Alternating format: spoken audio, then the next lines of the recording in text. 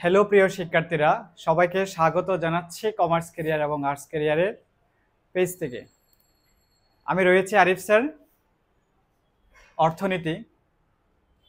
আমি এই অর্থনীতি প্রথম পত্রের নবম অধ্যায়ের উপর এর আগে আমি 3টি ক্লাস দিয়েছি, আজকে হচ্ছে 4 নম্বর ক্লাস। ধারাবাহিকভাবে ক্লাসগুলো পাওয়ার জন্য আমাদের সাথে যুক্ত থাকার চেষ্টা করব। চলো কথা না বাড়িয়ে ক্লাসের দিকে চলে যাই। অধ্যায়ের নাম হচ্ছে অর্থনীতি প্রথম পত্র নবম অধ্যায়, সামগ্রিক আয় এবং ব্যয়। এই অধ্যায়ের আজকে হচ্ছে 4র্থ নম্বর ক্লাস।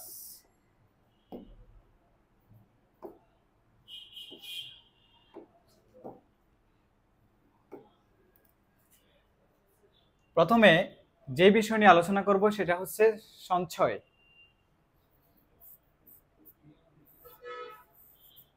সঞ্চয় ইংরেজি হচ্ছে সেভিংস।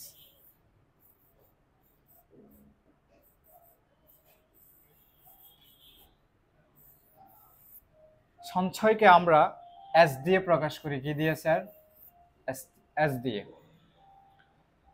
সঞ্চয়ের সাধারণ অর্থ হচ্ছে কোনো কিছু জমা রাখা। কোনো কিছু কি রাখা স্যার?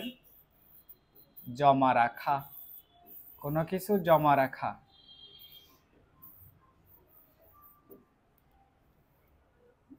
সাধারণ অর্থ হচ্ছে সঞ্চয়ের কোনো কিছু জমা রাখা। ফর এক্সাম্পল, মনে করো একজন ব্যক্তির আয় হচ্ছে 100 টাকা। কত টাকা? 100 টাকা। একজন ব্যক্তির আয়, আয় মানে হচ্ছে কি স্যার? ওয়াই। আমরা অর্থনীতিতে আয়কে ওয়াই দিয়ে প্রকাশ করি। কোনো ব্যক্তির ওয়াই যদি 100 টাকা হয়, ওয়াইটা কিন্তু স্যার দুইটা অংশে বিভক্ত। একটা অংশ হচ্ছে ভোগ, আর একটা অংশ হচ্ছে স্যার সঞ্চয়।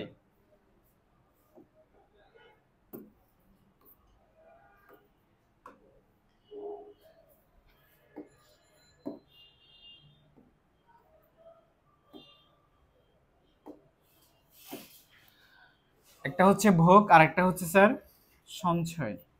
মনে করো একজন ব্যক্তির আয় যেহেতু 100 টাকা, তার এই 100 টাকা আয়ে সে যদি 70 টাকা ভোগ করে, কত টাকা?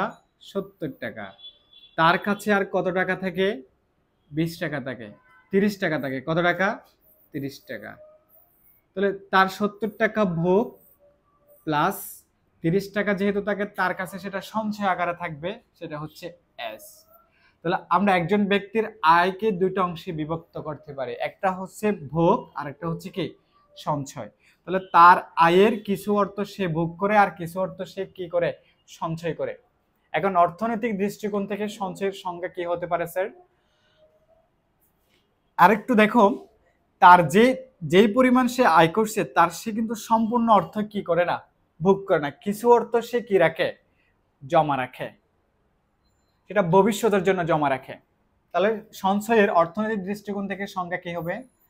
মানুষ তার আয়ের যে অংশ, আয়ের যে অংশ বর্তমানে ভোগের জন্য ব্যয় না করে, ভোগের জন্য ব্যয় না করে ভবিষ্যতের জন্য জমা রাখে, ভবিষ্যতের জন্য জমা রাখে, তাকে সঞ্চয় বলে। তাকে কি বলে? সঞ্চয়। মানে এস বলে। আমি সংক্ষেপে লিখছি এস। এস বলতে কি স্যার? সঞ্চয়। তাহলে সঞ্চয়ের সংজ্ঞা কি লিখেছি? মানুষ তার আয়ের যে অংশ বর্তমানে ভোগের জন্য ব্যয় না করে ভবিষ্যতের জন্য জমা রাখে। এখানে ব্যক্তির আয় যে 100 টাকা, তার 100 টাকা আয়ে তার ভোগ ছিল কত টাকা স্যার? 70 টাকা। তার কিন্তু বর্তমানে সে তার আয়ের পুরোটাই ভোগ করে নেয়, কিছু অংশ ভোগ করে আর কিছু অংশ স্যার ভবিষ্যতের জন্য সে কি রাখে? জমা রাখে। এটার নামে হচ্ছে অর্থনীতির ভাষায় কি স্যার? সঞ্চয়। অর্থাৎ মানুষ তার আয়ের যে অংশ বর্তমানে ভোগের জন্য ব্যয় না করে ভবিষ্যতের জন্য কি রাখে? জমা রাখে। তাকে কি বলে স্যার? সঞ্চয় বলে।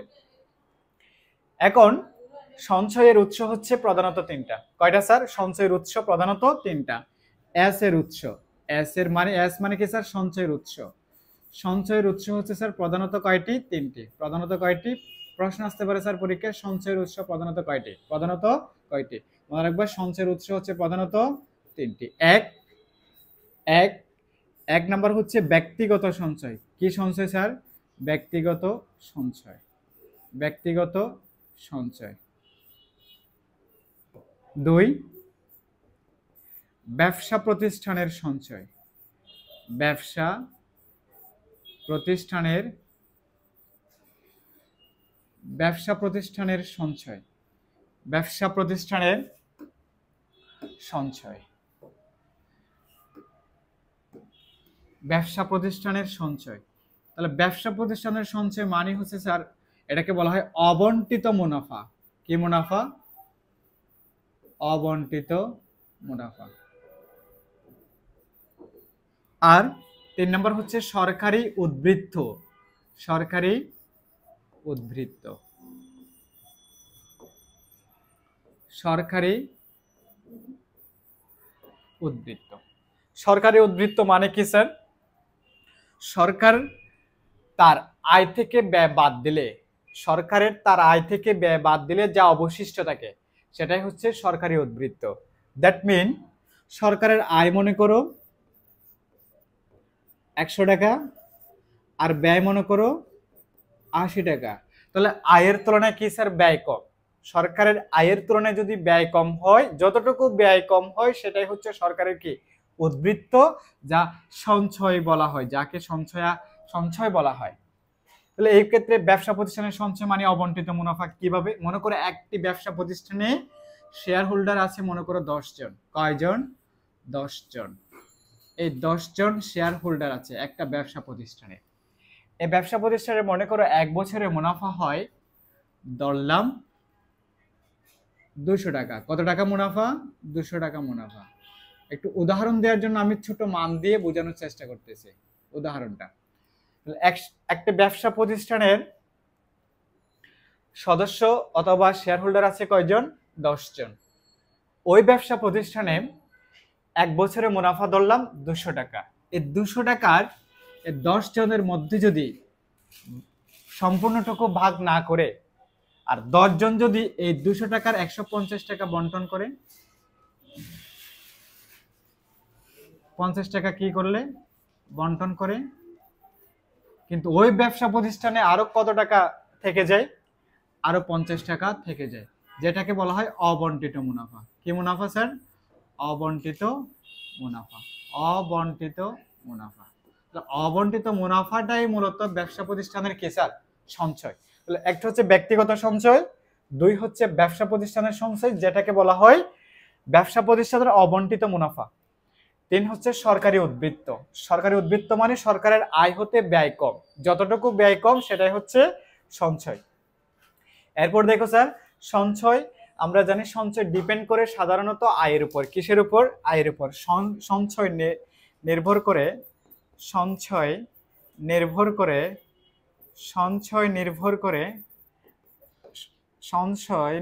করে আয়ের উপর। কিসের উপর? আয়ের উপর। আয়ের উপর। এক্ষেত্রে আমরা জানি এক্ষেত্রে আয় বাড়লে সঞ্চয় বাড়ে। আয় বাড়লে, আয় যদি বৃদ্ধি পায়, তীর চিহ্ন উপরের দিকে দিয়ে বোঝাচ্ছে আয় বৃদ্ধি। তাহলে আয় বৃদ্ধি পেলে সঞ্চয় বৃদ্ধি পাবে। যদি আয় হ্রাস পায় সঞ্চয় কি পাবে স্যার? হ্রাস পাবে।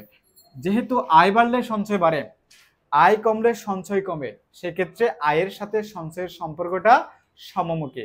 আয়ের সাথে সঞ্চয়ের সম্পর্কটা কি স্যার? সমমুখী সম্পর্ক রয়েছে। তাহলে আয়ের সাথে সঞ্চয়ের সম্পর্ক কিরূপ?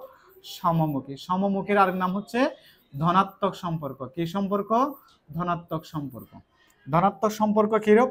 আয় বৃদ্ধি পাওয়া মানে হচ্ছে প্লাস, সঞ্চয় বৃদ্ধি পাওয়া মানে হচ্ছে প্লাস। তাহলে প্লাসের সাথে প্লাস গুণ করলে কি? প্লাস। আয় হ্রাস পাওয়া মানে হচ্ছে কি sir? Minus.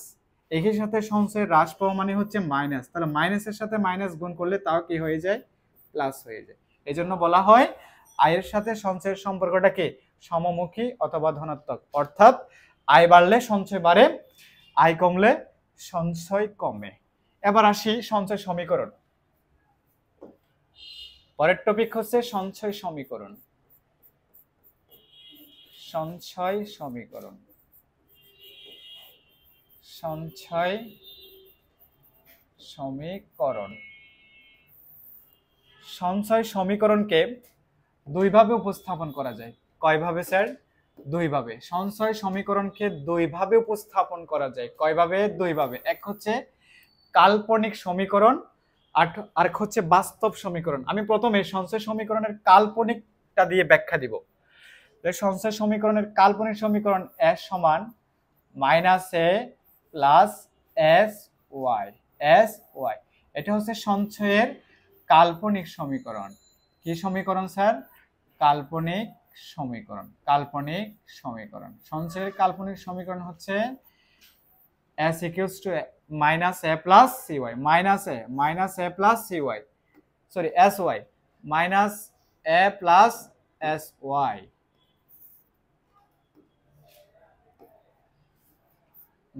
-a plus sy। -a দ্বারা কি বোঝাই? -a দ্বারা বোঝাই স্বয়ংভূত অসঞ্চয়। কি বললাম স্যার? স্বয়ংভূত অসঞ্চয়, অথবা এটাকে বলা হয় শূন্য আয়ে ঋণাত্মক অসঞ্চয়। ঋণাত্মক অসঞ্চয়।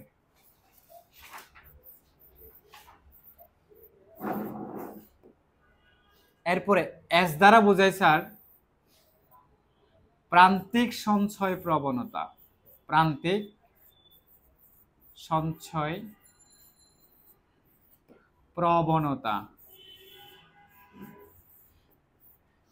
এটা শর্ট ফর্ম হচ্ছে এমপিএস। এটার ফুল ফর্ম হচ্ছে marginal propensity to savings. Marginal propensity to savings অর্থাৎ এমপিএস। এটার অর্থ হচ্ছে প্রান্তিক সঞ্চয় প্রবণতা। তাহলে প্রান্তিক সঞ্চয় প্রবণতা মানে কি?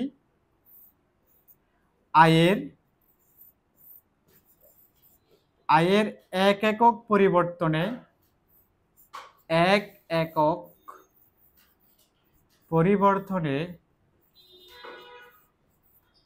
সঞ্চয়ের পরিবর্তনের অনুপাত।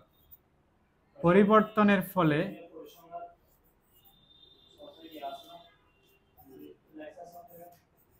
সঞ্চয়ের পরিবর্তনের অনুপাত।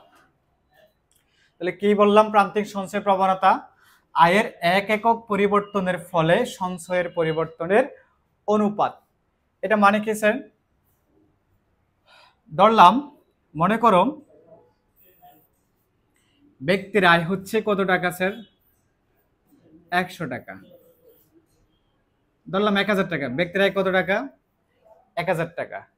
তার সঞ্চয় 1000 টাকা আয়ে ওয়াই সমান যখন 1000, তার সঞ্চয় তখন ধরলাম স্যার 200 টাকা। কত টাকা?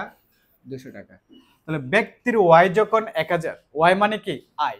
ব্যক্তির ওয়াই তথা আয় যখন 1000, তার সঞ্চয় কত টাকা? 200 টাকা। আর ব্যক্তির আয় যদি 1 টাকা হয়, কত টাকা হয়? ব্যক্তির আয় যদি 1 টাকা হয়, সঞ্চয় কত টাকা হবে তখন?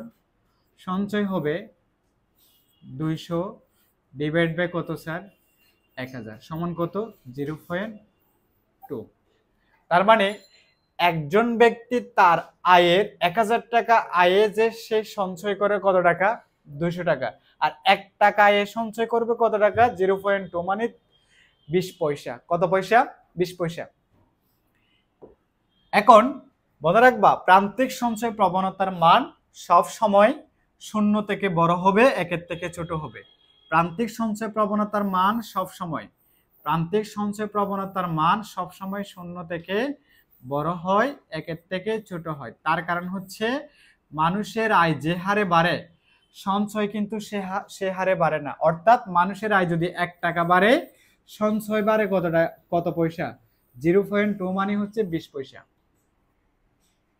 এই জন্য বলা হয় সঞ্চয়, মানুষের আয় যে হারে বাড়ে সঞ্চয় সে হারে বাড়ে না।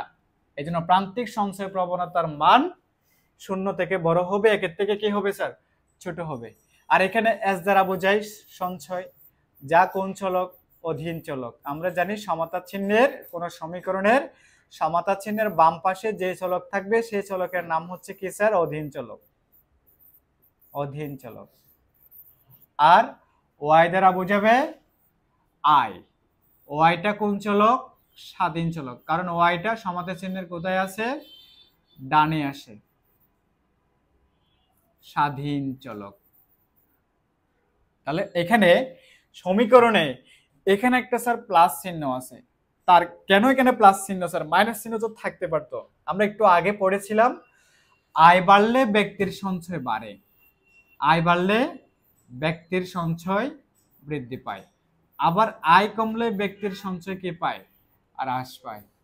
তাহলে এক্ষেত্রে আয়ের সাথে সঞ্চয়ের সম্পর্কটা কিরূপ? সমমুখী। এই জন্য এখানে সঞ্চয় সমীকরণে প্লাস চিহ্ন আছে। প্লাস মানে বোঝায় সমমুখী সম্পর্ক অথবা ধনাত্মক সম্পর্ক।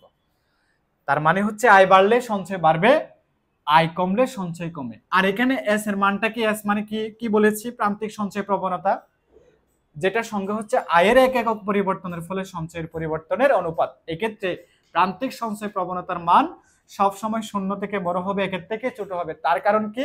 মানুষের আয় যে হারে বাড়ে সঞ্চয় তার চেয়ে কম হারে বাড়ে, তার চেয়ে কম হারে বাড়ে। মানুষের আয় যদি 1 টাকা বাড়ে, উদাহরণ অনুযায়ী মানুষের আয় যদি 1 টাকা বাড়ে, তার সঞ্চয় বাড়ে কত পয়সা? 20 পয়সা। এবার দেখো, এটা হচ্ছে আমাদের সঞ্চয় সমীকরণের কাল্পনিক সমীকরণ দ্বারা কোনটা দ্বারা কি বোঝায় সেটা বুঝাইলাম। আবারও বলি, এখানে এস দ্বারা বোঝায় সঞ্চয়, যেটা অধীন চলক, আর মাইনাস এ দ্বারা বোঝায় স্বয়ংভূত অসঞ্চয়, শূন্য আয়ে ঋণাত্মক অসঞ্চয়। এরপরে এস দ্বারা বোঝায় প্রান্তিক সঞ্চয় প্রবণতা, যেটাকে বলা হয় এমপিএস, অর্থাৎ মার্জিনাল প্রপেনসিটি টু সেভিংস। এটার সংজ্ঞা কি ছিল? আয়ের এক একক পরিবর্তনের ফলে সঞ্চয়ের পরিবর্তনের অনুপাত। এক্ষেত্রে এস এর মান সবসময় 0 থেকে বড় হবে, একের থেকে ছোট হবে। তার কারণ মানুষের আয় যে হারে বাড়ে সঞ্চয় তার চেয়ে কম হারে বাড়ে। উদাহরণ দিলাম, মানুষের আয় 1000 টাকা হলে সঞ্চয় 200 টাকা, আর আয় 1 টাকা হলে সঞ্চয় কত পয়সা? 0.2, অর্থাৎ 20 পয়সা। এরপরে ওয়াইটা হচ্ছে আয়, যেটা স্বাধীন চলক। আর এখানে ওয়াই এর সাথে এস এর সম্পর্কটা কি? সমমুখী। এই জন্য এই সমীকরণে কোন চিহ্ন আছে স্যার? প্লাস চিহ্ন। প্লাস চিহ্ন দ্বারা বোঝাবো যে স্বাধীন চলকের সাথে অধীন চলকের সম্পর্কটা কি? সমমুখী। অর্থাৎ স্বাধীন চলকের মান বাড়লে অধীন চলকের মানও বৃদ্ধি পাবে, আর স্বাধীন চলকের মান কমলে অধীন চলকের মানও কি? কমে যাবে। অর্থাৎ ওয়াই বাড়লে সঞ্চয় বাড়বে, আর ওয়াই কমলে সঞ্চয় কমবে। এক্ষেত্রে ওয়াই এর সাথে তথা আয়ের সাথে এস এর সম্পর্কটা সমমুখী অথবা ধনাত্মক, এই জন্য সমীকরণে প্লাস চিহ্ন। এবার আসি সঞ্চয়ের বাস্তব সমীকরণ।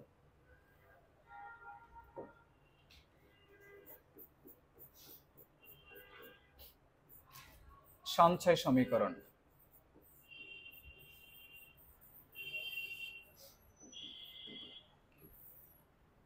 আমি একটা সঞ্চয়ের বাস্তব সমীকরণ লিখি, s equals to -100 plus 0.50y 50y। একটু আগে পড়েছিলাম আমরা সঞ্চয়ের কাল্পনিক সমীকরণে s equals to -a plus sy। এখানে s এর জায়গায় আছে, মাইনাস এর জায়গায় আমি কত বসাইছি? -100, আর প্লাস s এর জায়গায় কত বসাইছি স্যার? 0.50। এখানে বললাম যে এসটা যেহেতু প্রান্তিক সঞ্চয় প্রবণতা, এর মানটা এর থেকে ছোট, 0 থেকে বড় হবে। তাহলে y মানে হচ্ছে কি স্যার? আয়, s মানে হচ্ছে সঞ্চয়। এই তাহলে এখানে যদি বলা হয়, এই সমীকরণটা দেওয়ার পর যদি বলা হয় এখানে স্বয়ংভূত অসঞ্চয় কোনটা? স্বয়ংভূত অসঞ্চয় হতে কত স্যার? -100। আগে ছিল কত? -a, কাল্পনিক ভাবে, কিন্তু বাস্তব সমীকরণের তখন সেটা কত হয়ে গেছে -100। এখানে যে কোনো একটা সংখ্যা থাকতে পারে, সেটা বোঝাবে সবসময় কি ঋণাত্মক অসঞ্চয় অথবা স্বয়ংভূত অসঞ্চয়। এবার এই জায়গায় এস এর জায়গায় কত আসছে স্যার 0.50। যত থাকুক তবে মানটা থাকতে হবে সবসময় 0 থেকে বড় 1 থেকে ছোট। সেই মানটাকে বলবো আমরা প্রান্তিক সঞ্চয় প্রবণতা। তাহলে এই মানটা কেন স্যার 0 থেকে বড় হয় 1 থেকে ছোট হয়? তার কারণ তো একটু আগে বলেছি, মানুষের আয় যে হারে বাড়ে সঞ্চয় তার চেয়ে কম হারে বৃদ্ধি পায়। অর্থাৎ মানুষের আয় যদি 1 টাকা বাড়ে তার সঞ্চয় বাড়ে 0.8, অথবা 1 টাকা বাড়লে তার সঞ্চয় 0.3 হইতে পারে, 0.4 হইতে পারে, তবে 1 টাকা হবে না। এবার দেখো এরকম একটা সমীকরণ দেওয়ার পর পরীক্ষার প্রশ্ন হতে পারে স্যার s সমান -100 প্লাস 0.50y হতে রেখা অঙ্কন করো। হতে কি অঙ্কন করো? রেখা অঙ্কন করো। প্রশ্ন হতে পারে সঞ্চয় সমীকরণ দেওয়ার পর প্রশ্ন হতে পারে স্যার রেখা অঙ্কন করো। সঞ্চয় সমীকরণ দিয়ে রেখা অঙ্কন করতে বলা হলে সে রেখার নাম কি হবে স্যার? সঞ্চয় রেখা। মনে রাখবা যে কোনো রেখা অঙ্কনের জন্য হয় তার সূচি লাগবে অথবা সমীকরণ লাগবে, সূচি অথবা সমীকরণ। আমার যদি সূচি না থাকে সমীকরণ হতে সূচি করতে হবে, দেন রেখা অঙ্কন করতে হবে। আবারও বলি, যে কোনো রেখা অঙ্কন করতে বলা যদি হয় সেক্ষেত্রে আমার সূচি লাগবে অথবা সমীকরণ লাগবে। সূচি থাকলে আমি ডিরেক্ট সূচি থেকে রেখা অঙ্কন করতে পারবো, কিন্তু সমীকরণ থেকে রেখা অঙ্কন করতে বলা হলে সমীকরণ থেকে মান বের করে সে মানের উপর ভিত্তি করে সূচি তৈরি করে রেখা অঙ্কন করতে হবে। এবার দেখো আমার যেহেতু এখানে সঞ্চয়ের কোনো কি নাই, সূচি নাই, বাট কি আছে? সমীকরণ আছে। তাহলে সমীকরণ হতে আমাকে কিভাবে রেখা অঙ্কন করতে হবে একটু দেখো। আমরা জানি সাধারণত যে কোনো সমীকরণের দুই ধরনের চলক থাকে। কয় ধরনের? দুই ধরনের। এক হচ্ছে স্বাধীন চলক, আর একটা হচ্ছে কি অধীন চলক। স্বাধীন চলকের অবস্থান সমতা চিহ্নের ডানে, অধীন চলকের অবস্থান সমতা চিহ্নের বামে। এক্ষেত্রে স্বাধীন চলকের পরিবর্তনের ফলে অধীন চলকের কি হয়? পরিবর্তন হয়। তার মানে অধীন চলকের মানটা স্বাধীন চলকের উপর কি করে?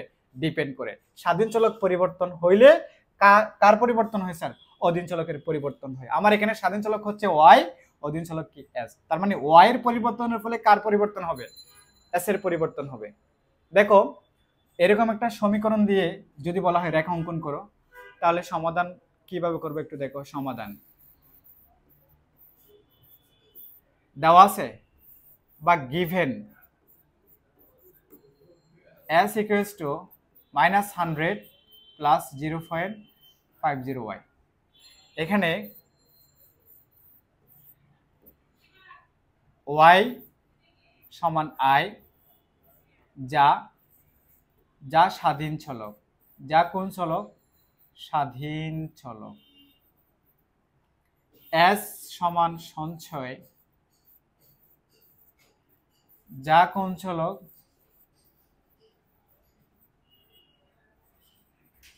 অধীন চলক। তাহলে সমীকরণে আমি ওয়াই এর উপর ইচ্ছা মতো মান বসিয়ে এস এর মান নির্ণয় করব। তবে মনে রাখবা আমার যেহেতু এই কাল্পনিক সমীকরণ এস এর এই কাল্পনিক সমীকরণে মাইনাস এ দ্বারা বোঝায় স্বয়ংভূত অসঞ্চয়। তার মানে শূন্য আয়ে যে সঞ্চয়, শূন্য আয়ে যে সঞ্চয় সেটাকে বলা হয় স্বয়ংভূত অসঞ্চয়। এই মানটা আনার জন্য প্রথমে আমাকে ওয়াই এর মানের জায়গায় 0 বসাইতে হবে। কত বসাইতে হবে? 0 বসাইতে হবে। তাহলে লিখব সমীকরণে ওয়াই সমান 0 হলে, এটা সব সময় তোমাকে প্রথমে ওয়াই এর মানটা কত বসাইতে হবে? 0 বসাইতে হবে। কারণ 0 বসাইলে আমার একটা মান চলে আসে, সেই মানটা হচ্ছে মাইনাস এ। মাইনাস এ মানে স্বয়ংভূত অসঞ্চয়, অর্থাৎ শূন্য আয় এর ঋণাত্মক সঞ্চয়। অর্থাৎ কোনো ব্যক্তির যদি আয় শূন্য থাকে তার কোনো কি থাকে না? সঞ্চয় থাকে না। সেই সঞ্চয়টা হয়ে যায় কি স্যার? ঋণাত্মক। এই জন্য প্রথমে সমীকরণে ওয়াই এর মানটা 0 বসাইতে হয়। ওয়াই সমান 0 হলে এস সমান -100 প্লাস 0.5। এ দেখো 0.5 এরপরে কিন্তু আমি ওয়াই লিখতে পারবো না, কারণ ওয়াই এর জায়গায় কত বসাবো? 0 বসাবো, ইনটু 0 সমান কত? -100। এই দেখো চলে এসছে যে আমি সমীকরণে যখন ওয়াই এর মান 0 বসাইছি আমার এস এর মান আসছে কত -100 তথা মাইনাস কত এ। তাহলে মাইনাস এ মানে স্বয়ংভূত অসঞ্চয় অথবা শূন্য আই এর ঋণাত্মক সঞ্চয়। এই জন্য শূন্য আই এর ঋণাত্মক সঞ্চয়ের পরিমাণটা বের করার জন্য প্রথমে সমীকরণে ওয়াই এর মানটা কত বসাইছি 0 বসাইছি, তখন এস এর মান আসছে -100। এরপরে দেখো ওয়াই সমান 100 হলে, ওয়াই সমান 100 হলে s equals to -100 plus 0.50 into কত স্যার 100 equals to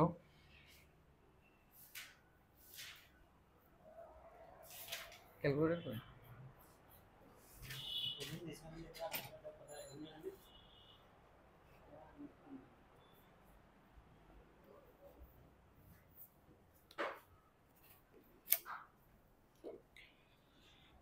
দেখো প্রিয় শিক্ষার্থীরা, y সমান 100 হলে s সমান -100 প্লাস 0.50 ইন্টু 100, তো 0.50 ইন্টু 100 মাইনাস 100 প্লাস 50 -50, তো এটা কত স্যার -50। y সমান 200 হলে দেখো প্রথম মান কিন্তু 100 বসাইছি, পরে কত সরি প্রথম মানটা 0 বসাইছি, পরে কত 100, যে পরে কত বসাইলাম 200। 200 হলে s সমান -100 প্লাস 0.50 ইন্টু কত 200, তাহলে দেখো -100 প্লাস 0.50 ইন্টু কত 200, এই মানটা হচ্ছে 0। দেখো প্রথম ওয়াই এর মান যখন 0 বসাইলাম এস এর মান হচ্ছে -100, ওয়াই যখন 100 বসাইলাম এস এর মান আসছে -50, ওয়াই এর মান যখন 200 বসাইলাম এস এর মান কত আসছে স্যার 0।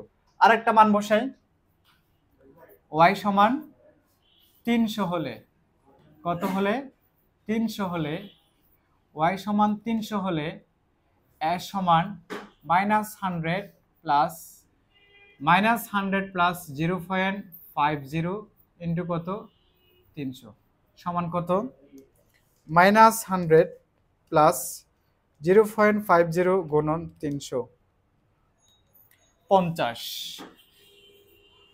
ওয়াই এর মান আরেকটা মান বসাই, ওয়াই এর মান 400 হলে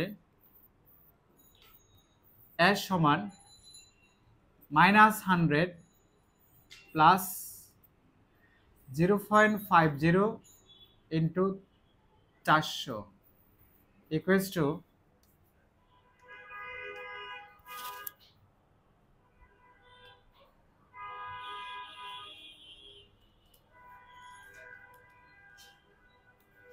100। দেখো এতগুলা মান বসাতে হয় না, কেন বসাইলাম তার কারণ হচ্ছে আমার ওয়াই এর মান যখন 0 বসাইলাম এস এর মান আসছে -100, ওয়াই এর মান যখন 100 বসাইলাম এস এর মান আসছে -50। যেহেতু এস এর মান দুইটা ঋণাত্মক মান চলে আসছে, এই জন্য মানটা আমি কটা বসেছি 1 2 3 4 5টা মান বসাইতে হয়েছে।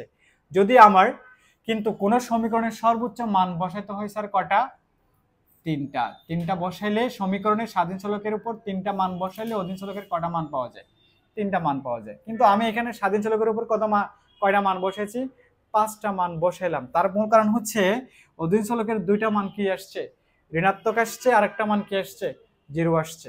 তাহলে ধনাত্মক মান না আসা পর্যন্তই মূলত আমি কি স্বাধীন চলকের মান বেশি বসাইলাম। আর এখানে স্বাধীন চলকের মান যেহেতু 4টা, অধীন চলকের মানও কয়টা 4টা, তাহলে এই 4টা মান দিয়ে আমি একটা সূচি করব, যে সূচিটার নাম হবে সঞ্চয় সূচি। সঞ্চয় সূচি, সূচি মানে হচ্ছে তালিকা।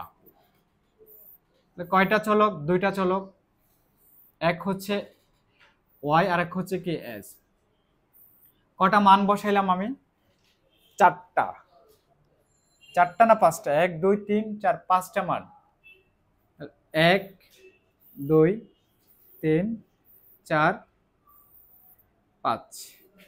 প্রথম চলক হচ্ছে ওয়াই স্বাধীন চলক, দ্বিতীয় চলক হচ্ছে অধীন চলক s equals to -100 plus 0.50y।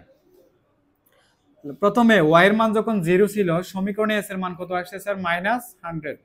y এর মান যখন 100 ছিল সমীকরণে s এর মান কত আসছে স্যার -50। y এর মান যখন 200 ছিল সমীকরণে s এর মান কত আসছে 0। y এর মান যখন 300 ছিল সমীকরণে s এর মান আসছে 50। y এর মান যখন 400 ছিল তখন সমীকরণে s এর মান কত আসছে স্যার 100। এই মানগুলাকে আমরা রেখাচিত্রের সাহায্যে উপস্থাপন করব। প্রথমে আমার যে প্রশ্ন ছিল সেটা হচ্ছে সমীকরণ s এর সমীকরণ হতে কি অঙ্কন করতে বলা হয়েছে, রেখা অঙ্কন করো। তাহলে রেখা অঙ্কনের জন্য আমার কি লাগবে, স্বাধীন চলকের এবং অধীন চলকের মান লাগবে। কিন্তু সমীকরণে আমার স্বাধীন এবং অধীন চলকের মান নাই বিদায় স্বাধীন চলকের উপর ইচ্ছা মতো মান বসিয়ে আমি অধীন চলকের মান নির্ণয় করেছি। তবে স্বাধীন চলকের উপর ইচ্ছা মতো মান বসানোর আগে এই সমীকরণে y এর প্রথম মানটা, তার মানে স্বাধীন চলকের প্রথম মানটা শূন্য বসাইতে হবে।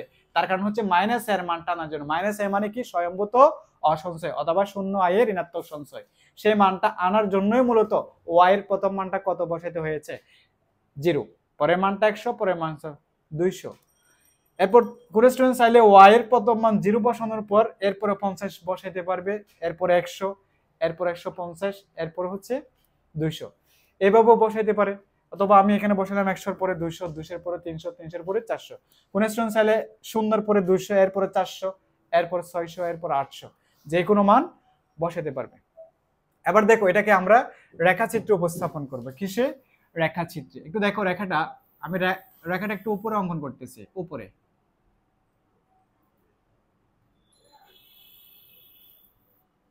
একটা হচ্ছে ভূমি অক্ষ আর একটা হচ্ছে কি স্যার লম্ব অক্ষ।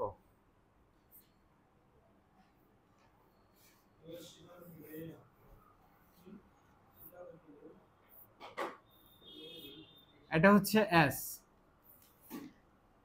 এটা y। ভূমি অক্ষে ধরলাম i, লম্ব অক্ষে ধরলাম কি স্যার সঞ্চয়। এখন i এর মান কত, 0 এর পরে কত আছে 100, 100 এর পরে 200, 200 এর পরে 300, 300 এর পরে কত স্যার 400। তাহলে আমার 0 মান আছে। এরপর হচ্ছে কত স্যার 100, 200, 300, 400। এটা হচ্ছে 100, 200, 300, 400।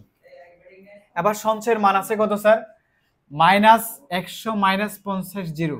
তাহলে আমার এখানে দুইটা মান কি আছে, ঋণাত্মক আছে। তার মানে শূন্য থেকে, আমি যেহেতু লম্বককে সঞ্চয় ধরলাম, শূন্য থেকে উপরের দিকে সঞ্চয়ের ধনাত্মক মান, শূন্য থেকে নিচের দিকে সঞ্চয়ের কি স্যার ঋণাত্মক মান। কিন্তু আমার এখানে ঋণাত্মক মান কটা আসছে, দুইটা। একটা হচ্ছে -100, -50। তাহলে আমি প্রথম মান ধরবো -50, এরপরের মান কত হবে স্যার -100, এরপর 0। তাহলে -50, -100, -50, 0। এরপর স্যার 50, 100, শূন্যের পরে উপরের দিকে এটা 50, দেন পরের মানটা কত স্যার 100। এবার দেখো প্রথম মান হচ্ছে y এর প্রথম মান 0, s এর প্রথম মান কত -100। কোথায়? এ বিন্দু। এখানে একটা বিন্দু দিলাম, সেটা হচ্ছে এ। তাহলে এ বিন্দুতে s এর মান হচ্ছে কার -100 আর y এর মান কত 0। অর্থাৎ এ বিন্দুতে যে মানটা আছে সেটা হচ্ছে কি স্বয়ংভূত অসঞ্চয় অথবা ঋণাত্মক সঞ্চয়। এরপরে i যখন 100, সঞ্চয় কত -50। তাহলে সঞ্চয় হচ্ছে -50, i তখন কত স্যার 100।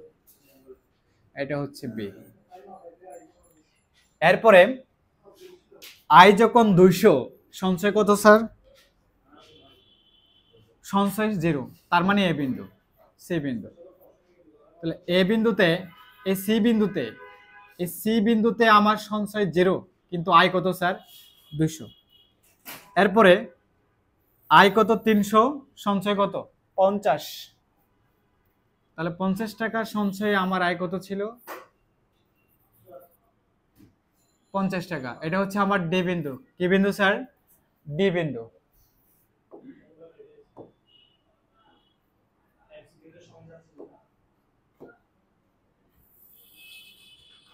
এরপরে 400 টাকা এ আমার সঞ্চয় কত স্যার 100। এটা হচ্ছে আমার এই বিন্দু। তাহলে দেখো আমার এখানে ওয়াই এর মান ছিল 5টা, একই সাথে এস এর মানও কটা ছিল? 5টা ছিল। তাহলে 5টা ওয়াই এ 5টা সঞ্চয়, একই সাথে বিন্দু আসছে কয়টা? 5টা, A B C D E. তাহলে বিন্দুগুলা যোগ করব, যে দিক থেকে বিন্দু দিয়ে স্টার্ট করছি ওই দিক থেকে বিন্দুগুলো যোগ করব। তাহলে আমার প্রথম বিন্দু হচ্ছে এ, পরে বিন্দু বি, এরপরে সি, এরপরে ডি, এরপরে ই। তাহলে এ থেকে বি যোগ করব, বি থেকে সি, সি থেকে ডি, দেন ডি থেকে ই। তাহলে এই রেখাটা বাম হতে ডান দিকে কি আসছে স্যার? ঊর্ধ্বগামী। s equals to -100 plus 0.50y। চিত্র হচ্ছে স্যার কি? সঞ্চয় রেখা। কি রেখা? সঞ্চয় রেখা। একটু খেয়াল করো, সঞ্চয় রেখা আসছে বাম হতে ডান দিকে। তার কারণ হচ্ছে সঞ্চয়ের সাথে আয়ের সাথে সঞ্চয়ের সম্পর্কটা কি স্যার? সমমুখী অথবা ধনাত্মক। আয় বাড়লে সঞ্চয় বাড়ে, আয় কমলে সঞ্চয় কমে। এই জন্য আয়ের সাপেক্ষে যখন আমরা সঞ্চয় রেখা অঙ্কন করছি, রেখার আকৃতি আসছে বাম হতে ডান দিকে ঊর্ধ্বগামী। তাহলে মনে রাখবা সঞ্চয় রেখা বাম হতে ডান দিকে কি হয়? ঊর্ধ্বগামী হয়। কেন হয়? কারণ আয়ের সাথে সঞ্চয়ের সম্পর্কটা কি? সমমুখী অথবা ধনাত্মক। এই ধনাত্মক সম্পর্ক থাকার কারণে সঞ্চয় রেখা বাম হতে ডান দিকে ঊর্ধ্বগামী হয়। এবার দেখো, যদি পরীক্ষায় এরকম প্রশ্ন আসে অ্যান্সার করতে পারবা আশা করি। যে প্রথমে লিখবা যে সঞ্চয় সমীকরণ যেটা দেয়া থাকবে সেটা লিখবা, দেয়া আছে বলে লিখবা। এরপরে সমীকরণের পরিচিতি লিখবা, অর্থাৎ কোনটা কোন চলক লিখবা, সমীকরণে কোনটা কোন চলক, কোনটা স্বাধীন কোনটা অধীন, এভাবে লিখবা। এরপর তুমি সমীকরণে স্বাধীন চলকের উপর ইচ্ছা মতো 4টা বা 5টা মান বসাবা। এই সমীকরণের ক্ষেত্রে 4টা বা 5টা মান বসাই তুমি এটা থেকে একটা সূচি করবা, সূচি থেকে দেন কি অঙ্কন করবা স্যার? রেখা অঙ্কন করবা। এখন রেখা অঙ্কন করা মানেই তো এখানে শেষ না, যে আমার রেখা অঙ্কন করা শেষ মানে আমার অ্যান্সার শেষ না স্যার। রেখা অঙ্কনের পেছনে আরেকটা বিষয় আছে, সেটা হচ্ছে রেখার ব্যাখ্যা দিতে হবে। কি দিতে হবে? ব্যাখ্যা দিতে হবে। কেন স্যার?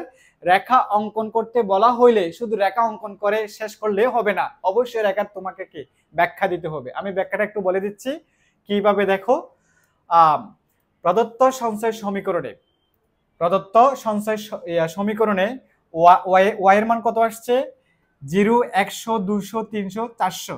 একই সাথে এস এর মান কত আসছে? -100, -50, 0, 50, 100। একটু দেখো রেখাচিত্রের ব্যাখ্যা, যে আমি তো সমীকরণে ওয়াই এর বিভিন্ন মান বসিয়ে এস এর বিভিন্ন মান নির্ণয় করে তার উপর ভিত্তি করে যে একটা সূচি করেছি, সেই সূচি হতে কি অঙ্কন করেছি? রেখা অঙ্কন করেছি। রেখার ব্যাখ্যাটা দেখো, চিত্রে ভূমিয়ককে আয়, লম্বককে সঞ্চয়ের পরিমাণকে নির্দেশ করা হয়েছে। আবার বলি, চিত্রে ভূমিয়ককে আয়, লম্বককে সঞ্চয়ের পরিমাণ নির্দেশ করা হয়েছে। প্রদত্ত সমীকরণ হতে প্রাপ্ত, প্রদত্ত সমীকরণ মানে কি? প্রদত্ত সঞ্চয় সমীকরণ হতে প্রাপ্ত সঞ্চয় সূচি অনুযায়ী।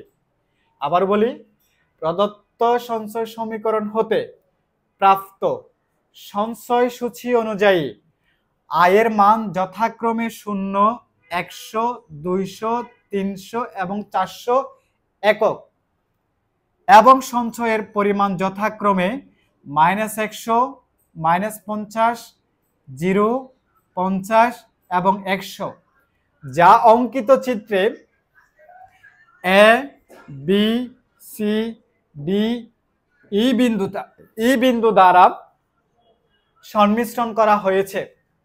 বিন্দুগুলো যোগ করে প্রাপ্ত রেখাটি হচ্ছে সঞ্চয় রেখা। আবারও বলি আমি সংজ্ঞাটা, যে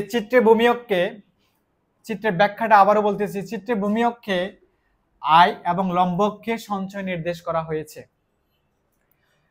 প্রদত্ত সঞ্চয় সমীকরণ হতে প্রাপ্ত সঞ্চয় সূচি অনুযায়ী, আমি সমীকরণ হতে কি পেয়েছি?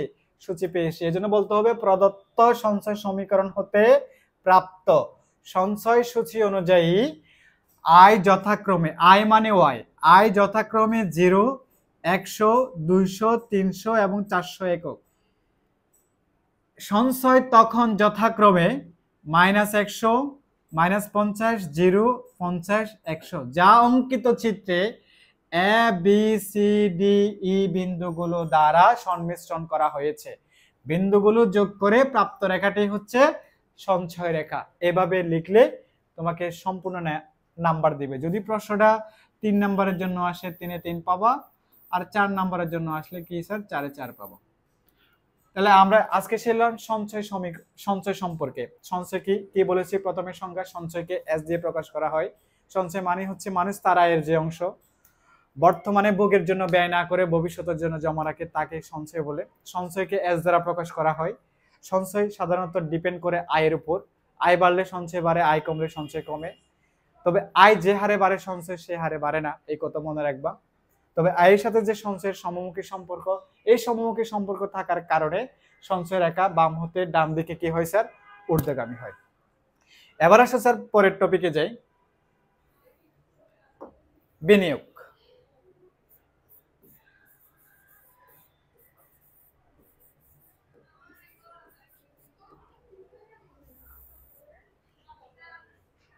বিনিয়োগ এটাকে আমরা প্রকাশ করি আয় দিয়ে, ক্যাপিটাল আই।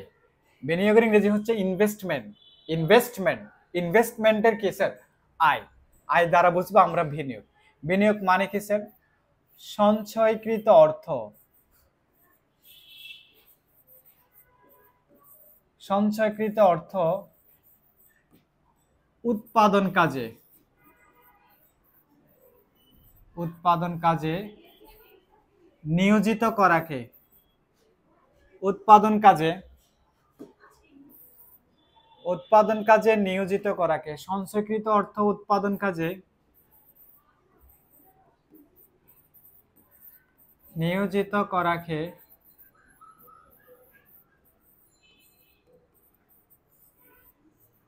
বিনিয়োগ বলে। তা বিনিয়োগের আরেকটি সুস্পষ্ট সংজ্ঞা, সেটা হচ্ছে মুনাফা অর্জনের উদ্দেশ্যে, মুনাফা অর্জনের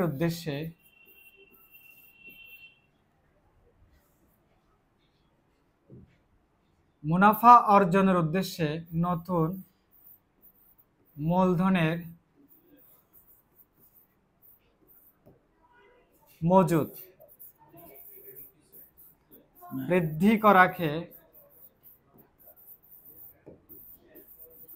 বিনিয়োগ বলে। দেখো যেহেতু বলা হচ্ছে সঞ্চয়কৃত অর্থ উৎপাদন কাজে নিয়োজিত করার নাম বিনিয়োগ, এই জন্য বলা হয় স্যার সঞ্চয় হলো বিনিয়োগের ভিত্তি। সঞ্চয় হলো স্যার বিনিয়োগের ভিত্তি।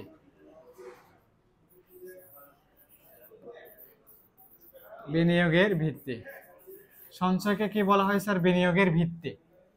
কারণ সঞ্চয় না হলে বিনিয়োগ করা যাবে না। সঞ্চয় কয়ভাবে পাওয়া যায় বলেছি, 3 ভাবে।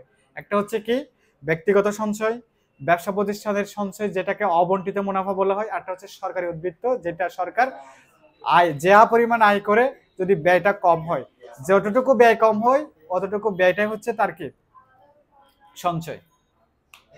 এই ক্ষেত্রে যে অর্থাৎ ব্যয় মানে হচ্ছে এখানে সরকার যদি আয় যদি 100 টাকা হয়, ব্যয় যদি তোমার 70 টাকা হয়, এখানে ব্যয় কত টাকা কম হয়েছে 30 টাকা কম, ওইটাই তোমার সঞ্চয়, সরকারের সঞ্চয় অথবা সরকারের উদ্বৃত্ত বলা যায়। তাহলে এজন্য বলা হয় সঞ্চয় হলো স্যার কি বিনিয়োগের ভিত্তি। বিনিয়োগের ভিত্তি হচ্ছে কি স্যার সঞ্চয়। সঞ্চয় না হলে বিনিয়োগ করা যাবে না। আর এই সঞ্চয়কৃত অর্থ দিয়ে আমরা মুনাফা অর্জনের উদ্দেশ্যে নতুন মূলধনের কি যোগান বৃদ্ধি করতে পারবো, নতুন যন্ত্রপাতি নিয়োজিত করতে পারবো উৎপাদন কাজে। তাহলে উৎপাদন কাজে সঞ্চয়ে কৃত অর্থ নিয়োজিত করার নামই হচ্ছে কি স্যার বিনিয়োগ। বিনিয়োগ 2 প্রকার। কত প্রকার? বিনিয়োগ হচ্ছে 2 প্রকার। কত প্রকার? 2 প্রকার। বিনিয়োগ 2 প্রকার। বিনিয়োগ 2 প্রকার। বিনিয়োগ 2 প্রকার। বিনিয়োগ 2 প্রকার। কত প্রকার? 2 প্রকার। বিনিয়োগ কত প্রকার? 2 প্রকার। 1 স্বয়ংভূত বিনিয়োগ। কি বিনিয়োগ? স্বয়ংভূত বিনিয়োগ। এটাকে প্রকাশ করা হয় আয় দিয়ে, অটোনোমাস ইনভেস্টমেন্ট। এটা মানে হচ্ছে শূন্য আয়ে যে বিনিয়োগ বজায় থাকে, যে বিনিয়োগ বজায় থাকে, শূন্য আয়ে যে বিনিয়োগ কি থাকে স্যার বজায় থাকে, অথবা অথবা বলা যায় যে বিনিয়োগ আয়ের উপর নির্ভর করে না, যে বিনিয়োগ আয়ের উপর আয়ের উপর যে বিনিয়োগ আয়ের উপর নির্ভর করে না, আয়ের উপর নির্ভর করে না, তাকে কি বলে স্যার? স্বয়ংভূত বিনিয়োগ। অর্থাৎ আয় বাড়লেও যে বিনিয়োগ থাকবে, আয় কমলেও একই বিনিয়োগ থাকবে, আয় শূন্য হলেও একই বিনিয়োগ থাকবে, সেই বিনিয়োগটার নাম হচ্ছে স্বয়ংভূত বিনিয়োগ। তাহলে স্বয়ংভূত বিনিয়োগ রেখার আকৃতি কিরূপ হয় দেখেন। রেখা, আমি যদি এটা রেখা অঙ্কন করি, ভূমি অক্ষে যদি আমি ধরি স্বয়ংভূত বিনিয়োগ আয়ে, সরি, ভূমি অক্ষে ধরবো আমার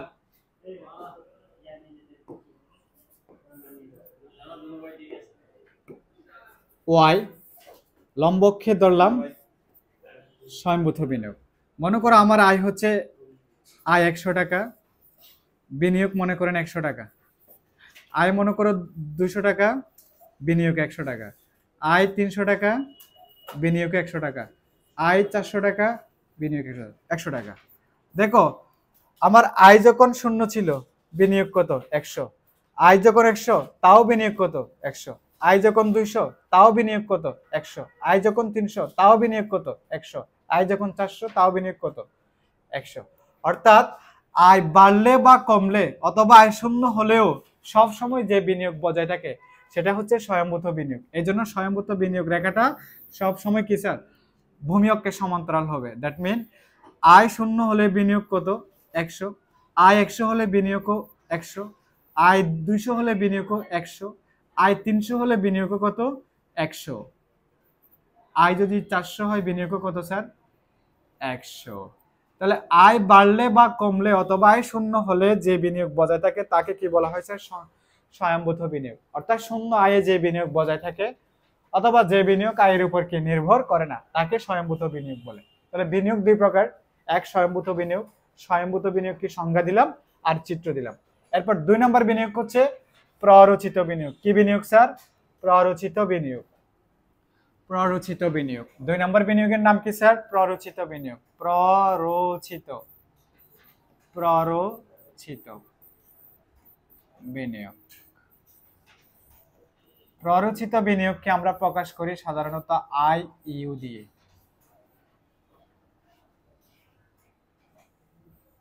ইনডিউসড ইনভেস্টমেন্ট। এই প্ররোচিত বিনিয়োগের সংজ্ঞা কি? যে বিনিয়োগ আয়ের উপর নির্ভর করে, আয়ের উপর নির্ভর করে অথবা আয় বাড়লে শূন্য আয়ে যে বিনিয়োগ শূন্য হয়, যে বিনিয়োগ শূন্য হয়। অর্থাৎ আয় শূন্য হলেও যে বিনিয়োগ কি হয় স্যার? শূন্য। শূন্য আয়ে যে বিনিয়োগ কি হয়? শূন্য হয়। অথবা আয় বাড়লে বিনিয়োগ বাড়ে, আয় বাড়লে যে বিনিয়োগ বাড়ে।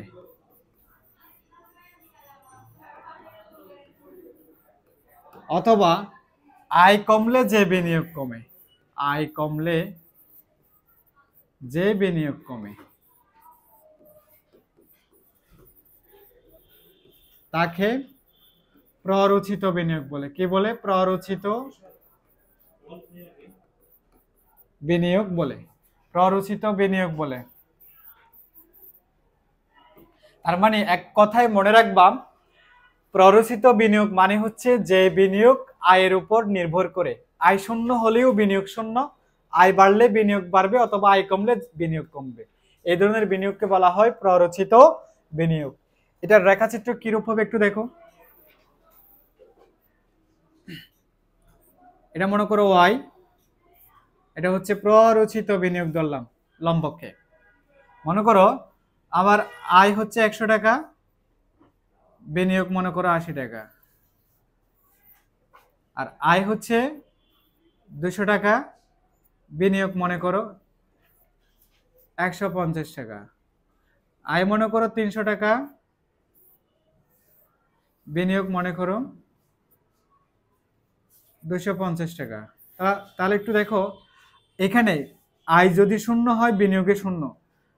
আয় 100 টাকা, বিনিয়োগ কত? 80। আয় 200 টাকা, বিনিয়োগ কত? 150। আয় 300 টাকা, বিনিয়োগ কত? 250 টাকা। তাহলে এদিকে আয়ও বাড়তেছে, বিনিয়োগও কি বাড়তেছে। এক্ষেত্রে রেখা হবে স্যার বাম হতে ডান দিকে ঊর্ধ্বগামী। এ রেখার নাম হচ্ছে স্যার প্ররোচিত বিনিয়োগ রেখা। কি রেখা? প্ররোচিত বিনিয়োগ রেখা। মনে রাখবা, প্ররোচিত বিনিয়োগ রেখা সব সময় বাম হতে ডান দিকে ঊর্ধ্বগামী হবে, কারণ যে এই বিনিয়োগটা আয়ের উপর ডিপেন্ড করে। আয় বাড়লে বিনিয়োগ বাড়বে, আয় কমলে বিনিয়োগ কমবে, অথবা আয় শূন্য হলেও বিনিয়োগ কি হবে? শূন্য হবে। এক কথায় যে বিনিয়োগটা আয়ের উপর ডিপেন্ড করে সেটাই হচ্ছে প্ররোচিত বিনিয়োগ। একটু খেয়াল করো, এই মূল বিন্দুতে যদি আয় 0 হয়, বিনিয়োগও কত? 0। এরপর আয় 100, বিনিয়োগ 80। আয় 200, বিনিয়োগ 150। আয় 300, বিনিয়োগ কত স্যার? 250। তাহলে আবার বিপরীত চিন্তা করি, সি বিন্দুতে আয় কত ছিল? 300, বিনিয়োগ কত? 250। সি থেকে যদি বিতে আসে, আয় 300 থেকে কত হয়ে গেছে? 200, এবং বিনিয়োগ 250 থেকে কত হয়ে গেছে? 150। আবার বি থেকে এতে যদি আসি, আয় 200 থেকে হ্রাস পেয়ে কত হয়েছে? 100। বিনিয়োগ একই সাথে 150 থেকে হ্রাস পেয়ে কত হয়েছে? 80 হয়েছে। দ্যাট মিন যে বিনিয়োগ আয়ের উপর ডিপেন্ড করে, অথবা শূন্য আয়ে যে বিনিয়োগ শূন্য হয়, আয় বাড়লে যে বিনিয়োগ বাড়ে, অথবা আয় কমলে যে বিনিয়োগ কমে, সেই বিনিয়োগটার নাম হচ্ছে প্ররোচিত বিনিয়োগ। তাহলে বিনিয়োগ কত প্রকার স্যার? 2 প্রকার। এক হচ্ছে স্বয়ংভূত বিনিয়োগ, আরটা হচ্ছে প্ররোচিত বিনিয়োগ। স্বয়ংভূত বিনিয়োগ মানে হচ্ছে যে বিনিয়োগ আয়ের উপর ডিপেন্ড করে না। আয় শূন্য হলেও যে বিনিয়োগ, আয় বাড়লেও যে বিনিয়োগ, অথবা আয় হ্রাস পেলেও যে বিনিয়োগ, সেটা হচ্ছে কিসের? স্বয়ংভূত বিনিয়োগ। এই জন্য স্বয়ংভূত বিনিয়োগ রেখা কি হয়? ভূমি অক্ষের কি হয়? সমান্তরাল হয়। একটু আগে আমরা চিত্র দিয়ে বুঝেছি। এরপর হচ্ছে প্ররোচিত বিনিয়োগ। প্ররোচিত বিনিয়োগ রেখা সবসময় বাম হতে ডান দিকে কি হবে? ঊর্ধ্বগামী হবে। ওকে, সবাইকে স্বাগত জানাচ্ছি আবারও। পরে ক্লাসে আসার আগ পর্যন্ত সবাই সুস্থ থাকো, ভালো থাকো। এরপরে ক্লাসে আমি ভারসাম্য জাতীয় নিয়ে আলোচনা করব। ধন্যবাদ সবাইকে।